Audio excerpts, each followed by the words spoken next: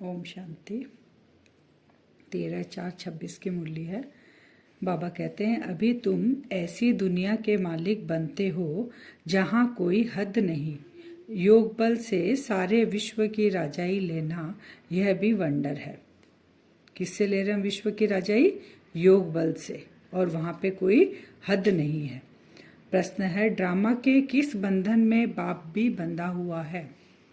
बाबा कहते हैं, मुझे तुम बच्चों के सम्मुख आना ही है। मैं इस बंधन में बंधा हुआ हूँ। जब तक मैं न आऊं तब तक मुझा हुआ सूत सुलझ नहीं सकता। बाकी मैं तुम्हारे पर कोई कृपा व आशीर्वाद करने नहीं आता हूँ। मैं कोई मरे हुए को जिंदा नहीं करता। मैं तो आता हूँ तुम्हें पतित से पावन बनाने। बाबा कहते हैं कि मैं बंधा हुआ हूँ और मुझे उसी समय आना होता है, और आकर मुझे क्या करना है? जो सूत द्वापर युग से उलझ गया है उसको मुझे सुलझाना है और पावन बनाना है। इसके लिए बाबा आते हैं।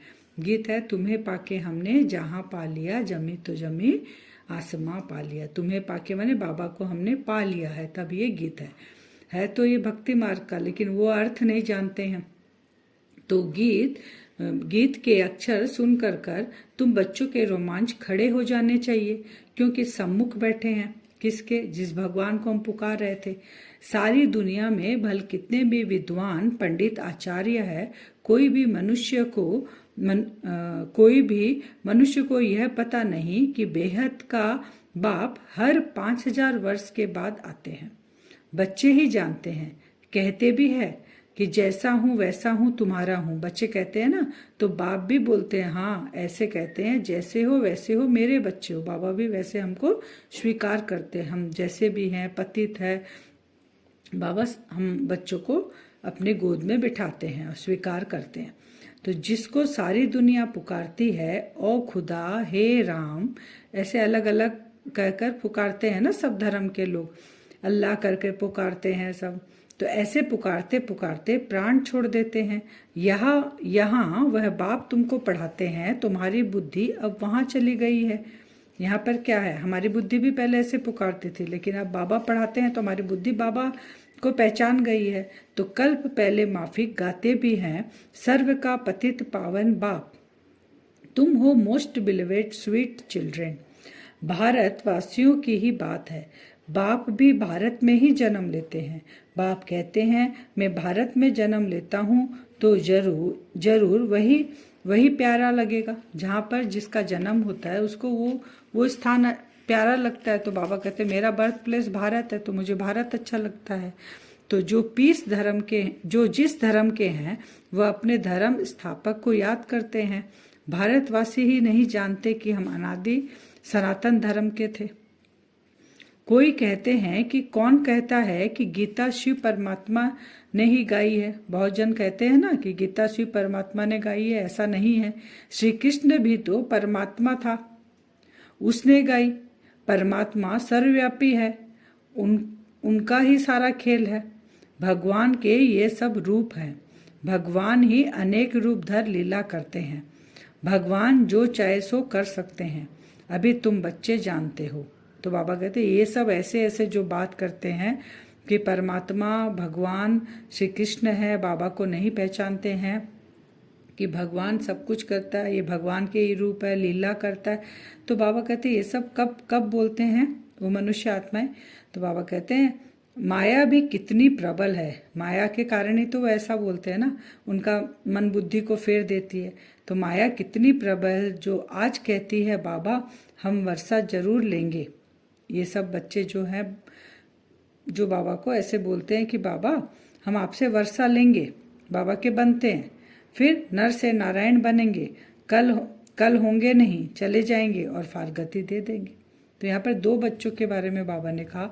एक तो वो जो अज्ञानी है, जिनको पता नहीं है, वो गीता का भगवान श्री कृष्ण को कहते हैं। और दूसरे जो बाबा के बच्चे बन गए हैं, उनको पता है गीता का भगवान शिव बाबा है, लेकिन उसके बाद भी बाबा को छोड़कर चले जाते। तो दोनों का ही बाबा बता रहे हैं। यहाँ हदें लगी हुई हैं। यहाँ पे हद के लिए लड़ाई होती है ना। जैसे हमारे आसमान में तुम्हारा एरोप्लेन आएगा तो शूट कर देंगे, वहाँ तो बाबा कहते हैं ऐसी कोई हद की बात नहीं। कहाँ? सतयुग में।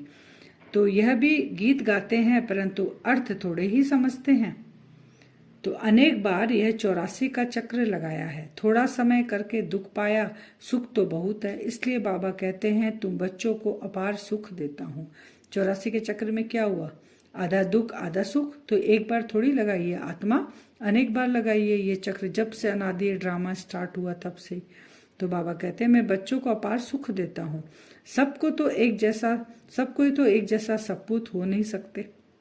बाबा सबको सुख देते हैं, सबको समान, लेकिन बाबा कहते बच्चे क्या है, सब सपूत नहीं हो सकते। बाप कहते हैं मेरा बर्थ प्लेस यह भारत है, हर एक को अपनी धरती का कदर रहता है। दूसरी कोई जगह अगर शरीर छोड़ते हैं तो फिर उनको अपने गांव में ले आते हैं, उनका दाह संस्कार कहाँ करते हैं, उनकी इच्छा रहती है ना कि जहाँ उनका जो बर्थ हुआ वहीं लेके जाए। तो वही बाबा कहते हैं 84 जन्म भोगते भोगते यह हाल आकर हुआ है। ड्रामा को तो समझना है ना, इसको कहा जाता है हार और जीत का खेल। 84 जन्म लेते लेते हम नीचे आ गए, हार खा गए, फिर जीत का खेल है। तो बाबा कहते हैं ये ड्रामा है, ये हार और जीत का है, भारत का ही यह खेल है, इसमें तुम्हारा पाठ है। तुम ब्राह्मणों का सबसे ऊंचते ऊंच पाठ है इस ड्रामा में। तुम बहुत सुख भोगते हो, तुम्हारे जितना सुख और कोई भोग नहीं सकते। नाम ही है स्वर्ग, यह है नरक। बाबा कहते हैं तुम जो देवकुल की आत्मा हो, तुम ही ब्राह्मण बने हो और तुम ही ज्यादा सुख भोगते हो पूरे कल्प में। 84 जन्मों में बाबा कहते 3 हिस्सा तुम्हारा सुख का रहता है। बाप कहते हैं मेरे साथ धर्मराज सदैव है ही। कब से है बाबा के साथ धर्मराज, द्वापर से लेकर। तो सत्युग त्रेता में मेरे साथ धर्मराज नहीं रहता है, क्योंकि द्वापर युग से धर्म सत्ता राज्य सत्ता 2 हो गई ना, अलग अलग हो गए, और विकारों की प्रवेशता होती गई, पाप और पुण्य का खाता होने लग गया। तो पाप और पुण्य का खाता कैसे पता चलेगा, धर्मराज होगा तो जो जैसा करेगा उसको वैसा फल मिलेगा। सतयुग में ऐसा है नहीं, वहाँ पे एक धर्म एक राज्य, और वहाँ पाप है ही नहीं, पुण्य है, इसलिए वहाँ बाबा कहते हैं मेरे साथ धर्मराज नहीं है। द्वापर से तुम मेरे अर्थ दान पुण्य करते आ रहे हो, ईश्वर अर्पण कहते हैं ना, ईश्वर अर्पण ना। तो गीता में श्री कृष्ण का नाम डालने से लिख दिया है श्री कृष्ण अर्पण। वो ईश्वर किसको मान गए, गीता के भगवान श्री कृष्ण को। तो क्या बोलते हैं, श्री कृष्ण अर्पण। तो रिटर्न देने वाला तो बाबा कहते हैं, लेकिन रिटर्न देने वाला तो एक बाप ही है, फिर भी भावना का कुछ कुछ देता आया हूं सबको। भक्ति मार्ग में रिटर्न कौन देता है हमको, शिव बाबा ही देते हैं। तो रावण राज्य में जो भी दान पुण्य आदि करते हैं पाप आत्माओं को ही देते हैं, कला उतरती ही जाती है। किसको देते हैं, रावण राज्य में, क्योंकि विकार तो सभी के अंदर है, जिनको देते हैं उनके अंदर भी विकार है। तो वो दान बाबा कहते हैं नीचे की ओर लेके आता है, कला उतरती जाती है। बाप तो कल्याणकारी है ही, उनको कहा जाता है सच्चा बाबा। तुमको सच नॉलेज दे रहे हैं अपनी और रचना के आदि मध्य अंत की। बाबा तुमको बेहद की हिस्ट्री ज्योग्राफी सुनाते हैं, कितनी जबरदस्त कमाई है, तुम चक्रवर्ती राजा बनते हो। उन्होंने फिर हिंसा का चक्र दे दिया है, असूल यह ज्ञान का चक्र है। हम कौन सा चक्र फिराते हैं, बाबा कहते हैं ना बार बार, स्वदर्शन चक्र फिराओ, सुदर्शन चक्र। ये कोई स्थूल चक्र की बात नहीं है, ये बाबा ने जो हमें स्वयं का दर्शन कराया है। तो हम आत्मा जब बार बार अपना आत्मिक स्थिति में स्थित रहेंगे तो रावण के जो हमारे अंदर हावी हो गए 5 विकार, उनका गला कटते जाएगा, तो हम चक्रवर्ती राजा बन जाएंगे। फिर बाबा कहते हैं तुम्हारे ये मुख्य चित्र है। कौन कौन से मुख्य चित्र हमारे जो बाबा ने बताया, त्रिमूर्ति, झाड़ का चित्र और चक्र का चित्र। शास्त्रों में कल्प की आयु भी बाबा कहते हैं लाखों वर्ष लिख दिए, सारा सूत ही मुझा हुआ है। अब लाखों वर्ष में क्या पता चलेगा, कितने धर्म कितनी जाति, कौन मनुष्य ने क्या पाठ बजाया, क्या हुआ, इतना सब सूत मुझ गया।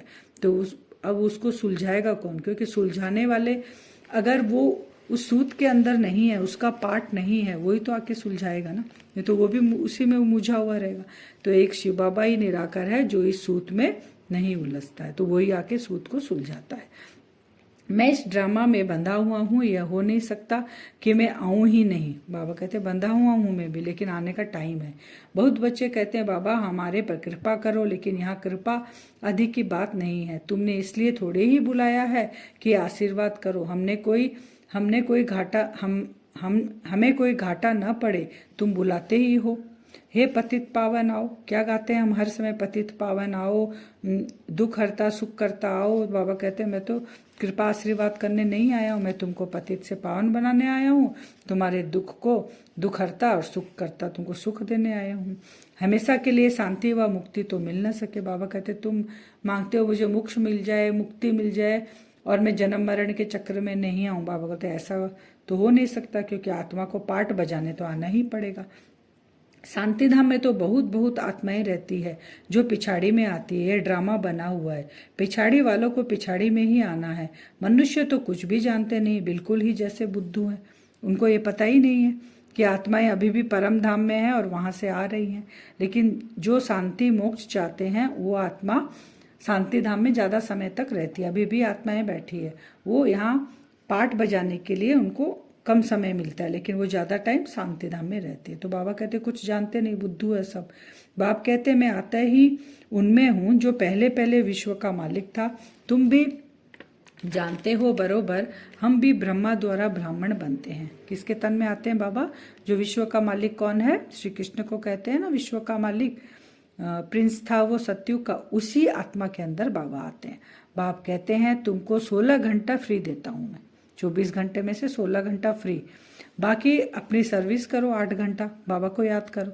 तो अपनी सर्विस करते हो गोया विश्व की सर्विस करते हो। अगर हम बाबा की सर्विस करेंगे, खुद की करेंगे, तो उसमें विश्व आ गया। तो 8 घंटा याद बाबा कहते हैं कर नहीं सकते हैं। वह अवस्था जब होगी जब समझेंगे यह बहुत सर्विस करते हैं। ऐसे मत समझो हम बहुत सर्विस करते हैं, भाषण बहुत फर्स्ट क्लास करते हैं, परंतु योग बिल्कुल नहीं है। बाबा योग के लिए 8 घंटा कहते हैं, चलते फिरते निरंतर बाबा की याद। वो बाबा बोले अभी किसी की नहीं है, लास्ट में होगी। तो बाबा कहते फर्स्ट क्लास भाषण करते हैं लेकिन योग नहीं है।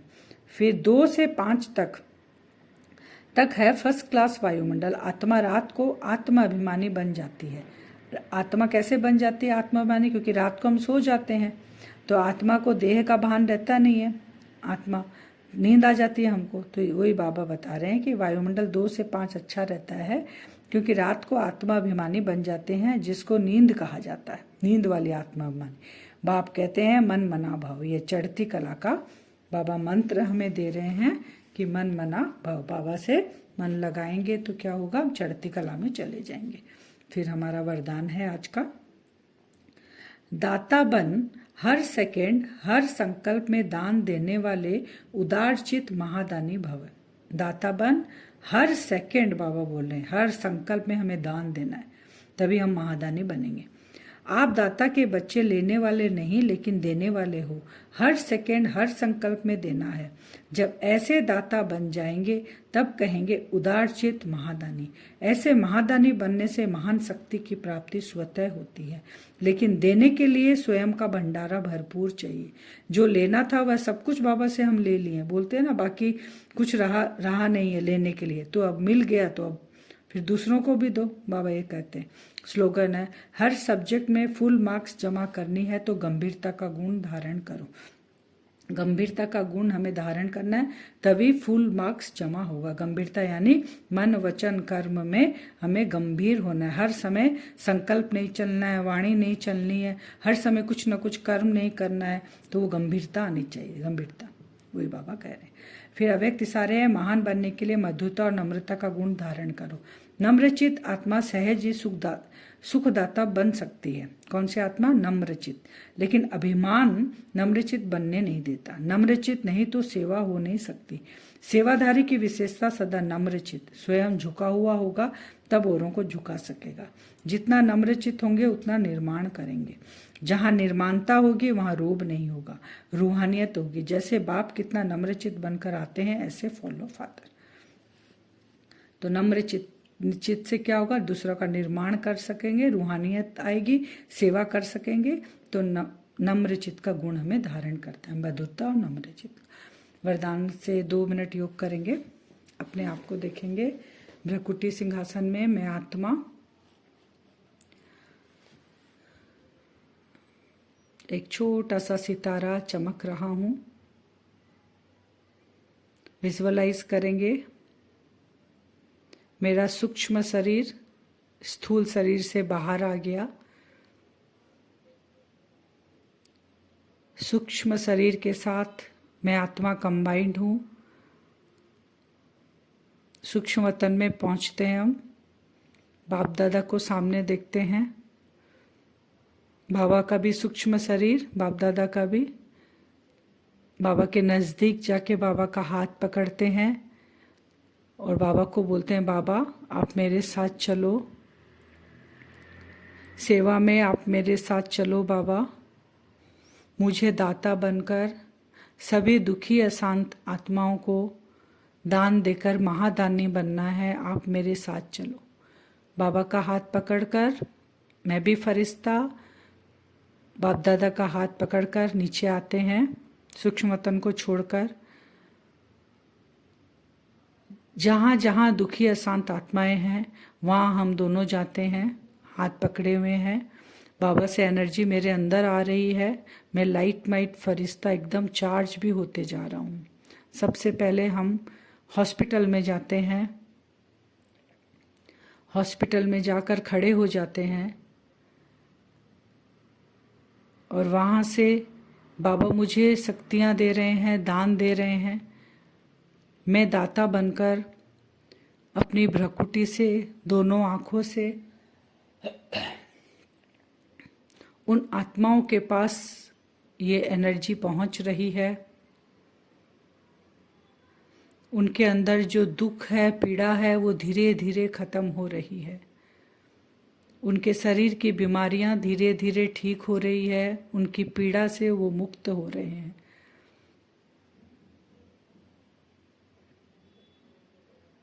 वो सारी एनर्जी बाबा की मेरे अंदर आ रही है। बाप दादा मेरा हाथ पकड़े हैं और मेरे भ्रकुटी और आँखों से उन आत्माओं के ऊपर पड़ रही है। वहाँ से फिर बाबा का हाथ पकड़कर हम चलते हैं। जिन आत्माओं का शरीर शांत हो गया है और वो आत्माएं भटक रही हैं, उनको विजुअलाइज करेंगे। बाबा से शक्तिशाली किरणें लेकर उन आत्माओं के ऊपर पड़ रही है। उन आत्माओं को भी मुक्ति मिल रही है। सब आत्माएं गर्भ में जाकर प्रवेश कर रही हैं, गर्भ धारण कर रही हैं। उनको भी शरीर मिल रहा है, मुक्ति मिल रही है उनको भी अपनी तड़पन से। बाप दादा का हाथ पकड़कर फिर उड़कर जाएंगे हम। जो डिप्रेशन में हैं, जिनका मन एकदम अशांत है, जो मन से एकदम हार चुके हैं, उन आत्माओं के पास जाएंगे। देखेंगे सामने आत्माएं मन से उदास होकर सब बैठे हैं। बाबा से वो पावरफुल किरणें लेकर भ्रकुटी और आंखों से उनके ऊपर पड़ रही है। उनके मन में वो खुशहाली जागने लग गई। वो आत्मा भी हंसने लग गई, खुश होने लग गई। मैं उस शिव बाबा का बच्चा हूँ। बाबा से लेकर मैं भरपूर होकर इन दुखी अशांत आत्माओं के ऊपर वो किरणें पड़ रही है। मैं ही बाबा का वो महादानी बच्चा हूँ। सारा दिन अपने फरिश्ते स्वरूप में हम जहाँ जहाँ अशांति और दुख है वहाँ जाकर बाबा के साथ खड़े होकर किरणें फैलाएंगे। ओम शांति।